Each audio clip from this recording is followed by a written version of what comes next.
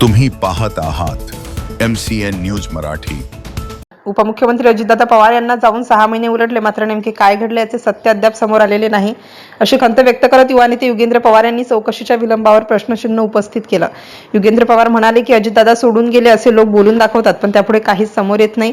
साधे सीसीटीव्ही फुटेजही अद्याप समोर आलेले नाही। CID आणि DGCA कडून चौकशी सुरू आहे, मात्र 6 महिने उलटूनही कोणताही ठोस निष्कर्ष जाहीर झालेला नाही। यावेळी त्यांनी VSR कंपनीच्या मालकावर अद्याप कोणतीही कारवाई किंवा सखोल चौकशी झालेली नसल्याचाही आरोप केला। आमचा संयम आता सुटत चाललाय, त्या दिवशी नेमके काय घडले याचे उत्तर आम्हाला हवे आहे। चौकशीसाठी आम्ही पुरेसा वेळ दिला आहे, आता दुसरा अहवाल समोर आला पाहिजे अशी मागणी त्यांनी केली। MCN न्यूज मराठीकरिता कृष्णमूर्ती जगताप, बारामती।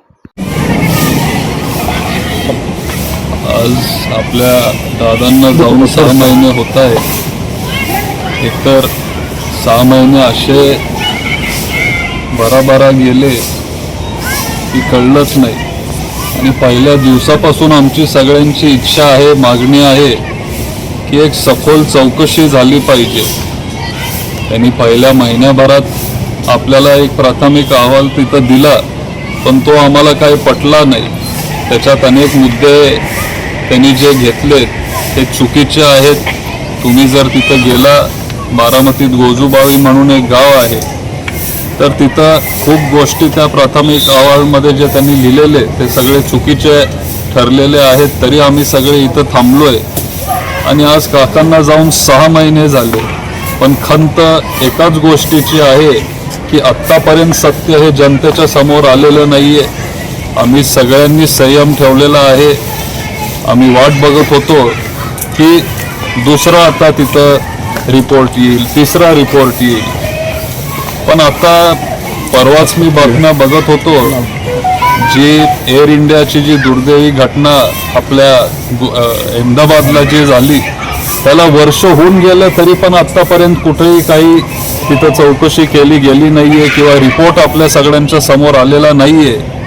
आणि अजितदादांसारखे एवढे मोठे नेते आपल्याला अचानक सोडून गेले।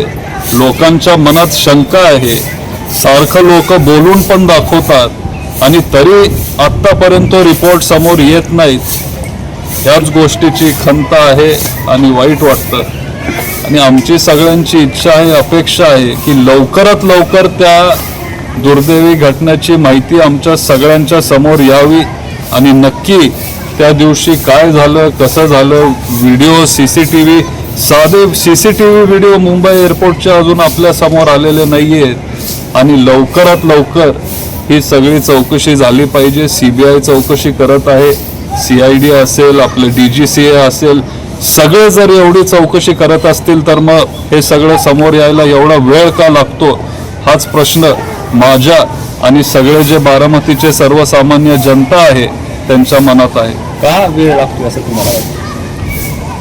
आता मी चौकशी तिथं करत नाहीये। चौकशी सगळे पोलीस अधिकारी असतील किंवा जे टेक्निकल लोक आहेत ते सगळे तिथं चौकशी करत असतील, करत आहेत, नाही करत आहेत हे त्यांनाच आपल्याला विचारावं लागेल। पण वेळ लागतोय हे खरं आहे। आज 6 महिने होऊन गेले, आम्ही पण संयम ठेवला, आम्ही पण थांबलेलो। आम्हाला वाटलं की आज रिपोर्ट येईल, उद्या रिपोर्ट होईल, एवढे दिवस झाले आत्तापर्यंत काहीच आपल्या समोर आलेलं नाहीये। पण आत्ता खरी गरज आहे की लोकांसमोर तुम्ही हे सगळं मांडलं पाहिजे। दादांसारखे एवढे मोठे नेते, लोकप्रिय नेते, महाराष्ट्राचं नुकसान झालंय, देशाचं नुकसान झालंय, आणि तरी पण आत्तापर्यंत तो रिपोर्ट आपल्या समोर येत नाही। म्हणजे साधं जर कुठंतरी एखाद्या हॉटेलमध्ये जरी कुठली दुर्दैवी घटना घडली तरी त्या हॉटेलच्या मालकाला ते अटक करतात, आणि मग ती चौकशी तिथं चालू ठेवतात। आज एवढी मोठी घटना होऊन सुद्धा VSRच्या मालकांवर अजिबात कुठलीही कारवाई तिथं केली जात नाहीये। VSRचे जे सिंग आहेत त्यांना कुठेही तिथं बोलवण्यात येत नाहीये, विमानांची चौकशी तिथं केली जात नाहीये, त्यांचं मेंटेनन्स व्यवस्थित होत नाहीये। हे पूर्वीपासून लोक म्हणत होते की VSR कंपनीच्या विमानांचं मेंटेनन्स नीट होत नाही, विमानात ते फ्यूल मोठ्या प्रमाणात तिथं भरत असतात, कॉस्ट कटिंग करण्याच्या भांगडीत ते सगळे हे गोष्टी करत असतात। आजपर्यंत मी एवढ्या सखोल किंवा खोलात जाऊन मी ह्या गोष्टींवर कधी बोललेलो नाहीये। पण आता आमच्या सगळ्यांचा संयम सुटत चाललाय. बारामतीकरांना आता सगळी उत्तरं पाहिजेत की नक्की त्या दिवशी काय झालं. तुम्ही आम्हाला एकदा तरी सांगितलं पाहिजे किंवा जे काय चौकशीतून समोर येत असेल हे तुम्ही आमच्या समोर मांडलं पाहिजे. एवढीच मी विनंती करतो. तुमच्या माध्यमातून मी सगळ्यांना, जे कोण आपले इन्व्हेस्टिगेटिव्ह एजन्सीज असतील त्यांना सगळ्यांना विनंती करतो की लवकरात लवकर हे सत्य तुम्ही आमच्या समोर मांडावं. अजित पवारांचा अपघात 28 तारखेला झाला. त्याच्यानंतर 13 दिवसानंतर साधारण 11-12 फेब्रुवारीच्या दरम्यान हा घातपात असल्याचा संशय व्यक्त केला गेला.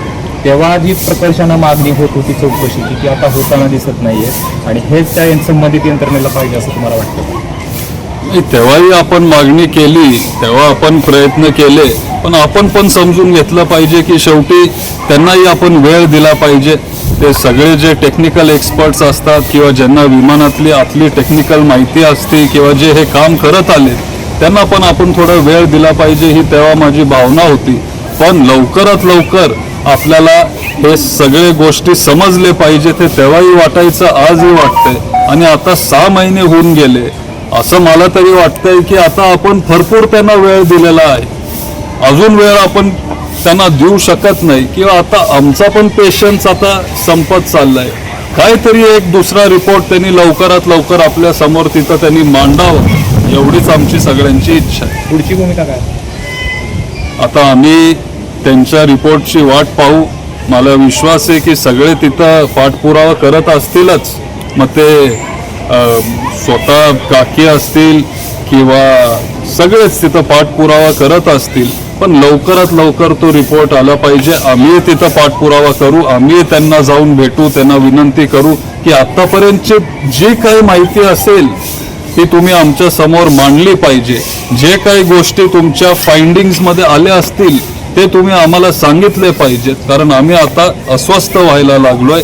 लवकरात लवकर काहीतरी नवीन माहिती आमच्या सगळ्यांच्या समोर आली पाहिजे. काही दिवसापूर्वी शरद पवार पंतप्रधानांना भेटले, त्याच्यानंतर पंतप्रधानांना अमित शहांना सुनील तटकरे भेटले, त्याच्यानंतर प्रफुल्ल पटेल आणि शरद पवारांची भेट झाली. काय चालू आहे नेमकं राष्ट्रवादीमध्ये? पवार साहेब हे खूप मोठे नेते आहेत. स्वतः पंतप्रधान जेव्हा बारामतीत आलेले तेव्हा ते म्हणालेले की साहेब हे माझे गुरु आहेत, त्यांच्याकडून बरंच मी शिकत आलोय. आज सगळ्यात जास्त अनुभव आपल्या देशात जर कुणाकडं असेल तर तो अनुभव आपल्या आदरणीय पवार साहेबांकडे आहे. हे पंतप्रधान पण मान्य करतात आणि साहेबांनी स्वतः तुम्हाला तिथं सांगितलं की ते भेटायला गेले. जो आपला नीटचा प्रश्न होता किंवा जे कॉक्रोच जनता पार्टीचं आंदोलन जे जंतर मंतरला चालू होतं ते थांबवण्यासाठी किंवा त्याच्यातून मार्ग काढण्यासाठी तिथं पवार साहेब जाऊन भेटले. लगेच दुसऱ्या दिवशी आपल्याला तिथं ॲक्शन पंतप्रधानांनी घेतलेली ती बघायला मिळाली आणि शिक्षण मंत्री जे आहेत आपले केंद्रीय शिक्षण मंत्री त्यांचा राजीनामा तिथं घेण्यात आला आणि या संदर्भात साहेब तिथं पंतप्रधान साहेबांशी बोलायला गेले होते.